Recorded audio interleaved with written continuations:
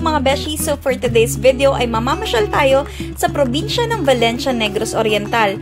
30 minutes away nga pala ito mula sa Dumaguete City. At ang first stop nga natin ay ang Cataal War Museum. Isa itong private museum na nagpapakita ng mga World War II artifacts na kinolekta ni Porforio Pops Cataal. Makikita dito ang mga gamit ng mga sundalo, armas at iba pang memorabilia mula sa digmaan. And if you have some questions about history, libre lang naman magtanong at siguradong sasagutin nila kayo.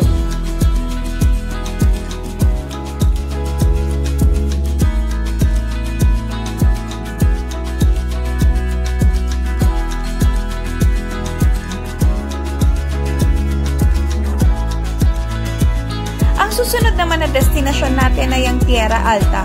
Isa itong exclusive na resort na may stunning view ng mountains at coastline. Mayroon din itong iconic lighthouse, infinity pool, restaurant, glass bridge at iba pang amenities. Sigurado nga malilibang kakaka-picture dito mga besh kasi napaka-instagrammable ng lugar. By the way, solo nga lang pala ako sa trip na to, pero nag-avail kasi ako ng tricycle day tour care of Kuya JR na siya na rin naging tour guide ko sa buong Valencia tour ko.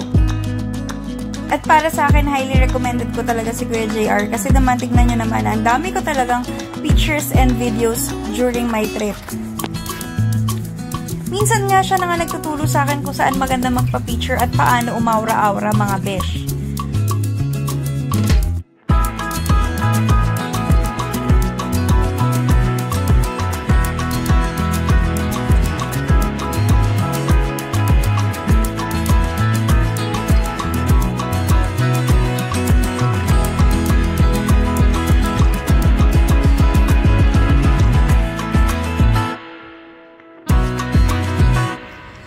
Ang susunod naman natin ay ang sulfur vents na kung saan ito ay mga natural na bukal na naglalabas ng sulfuric gases mula sa ilalim ng lupa malapit sa Mount Talinis.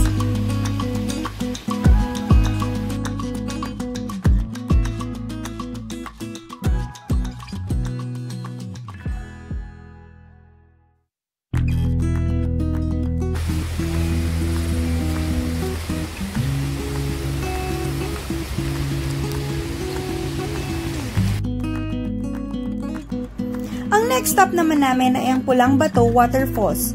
Ito ay kilala dahil sa mga pulang bato nito na dahil sa sulfur deposits.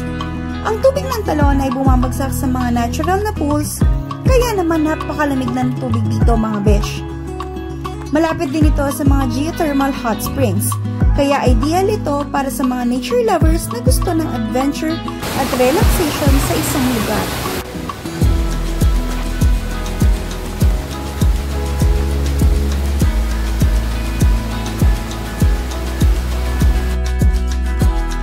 Masyado nga palang maaga nung nakarating ako dito, kaya naman parang halos na solo ko yung mga pools dito.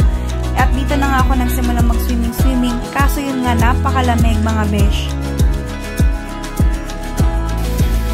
So mula sa napakalamig na tubig ng Pulang Bato Waterfalls, pag-usapan naman natin ngayon ang susunod na destinasyon, ang Red Rock Hot Spring. Ito ay isang natural na hot spring na may mainit at therapeutic na tubig na perfect din for relaxation.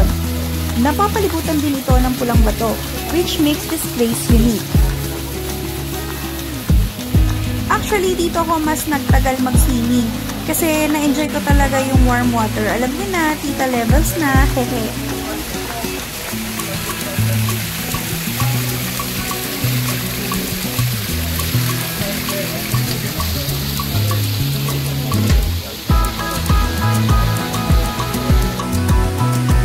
Sa lahat ng lugar na nabisita ko dito sa Valencia, ito ang pinaka-favorite ko, ang Forest Camp.